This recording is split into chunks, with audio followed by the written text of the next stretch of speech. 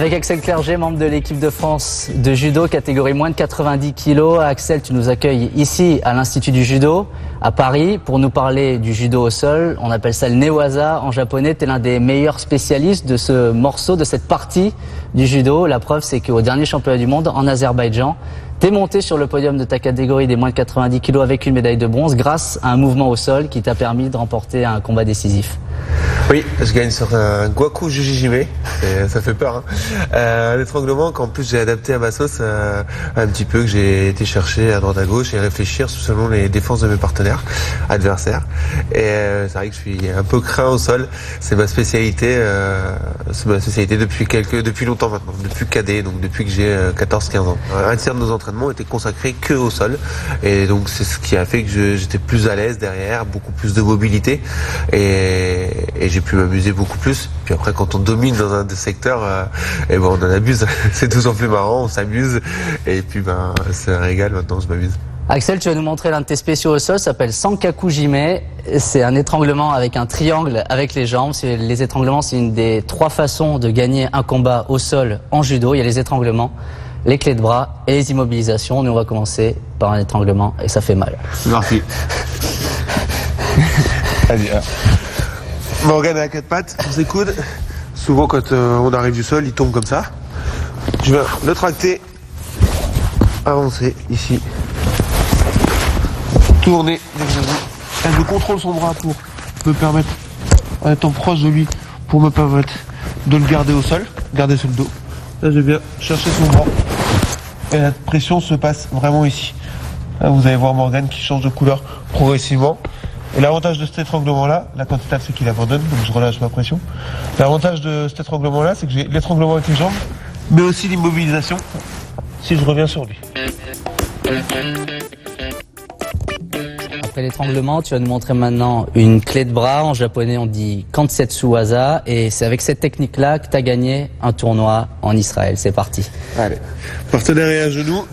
Donc là, je viens directement sur son bras, le mettre en direct à l'arrivée au sol, je suis en position de clé.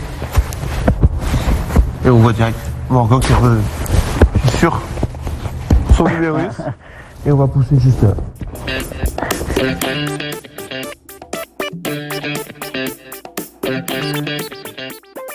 Axel, j'ai souffert sur les étranglements, j'ai souffert sur les clés de bras, mais il y a encore une 3e façon de gagner au sol, c'est les immobilisations et tu vas nous montrer ça. On va y aller de façon très simple, aller le plus vite possible entre la projection et l'immobilisation au sol.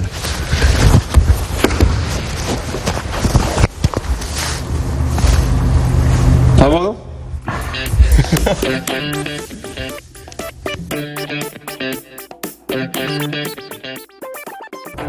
Axel, même si tu es spécialiste au sol, ça peut arriver de se faire attraper comme ça par un adversaire. C'est quoi les réflexes pour sortir le plus vite possible? Parce que 20 secondes, ça passe extrêmement vite. Le but, c'est de bouger le plus tôt possible pour ne pas que les contrôles soient installés. Et un des points clés au sol, c'est d'avoir un minimum de surface au sol pour pouvoir aller plus vite. C'est qu'une histoire de force de frottement. Voilà. Et voilà, je suis sorti.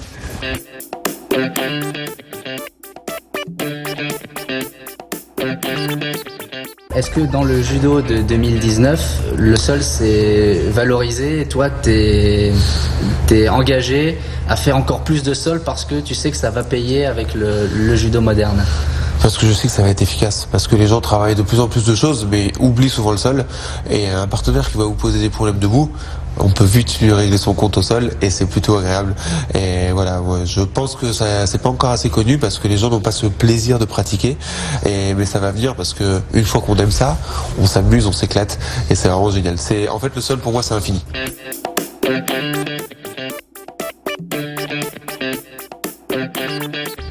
Axel, t'es judoka, mais aussi pendant ta carrière, t'as passé tes études de kiné et depuis quelques mois, quelques années maintenant, t'es kiné.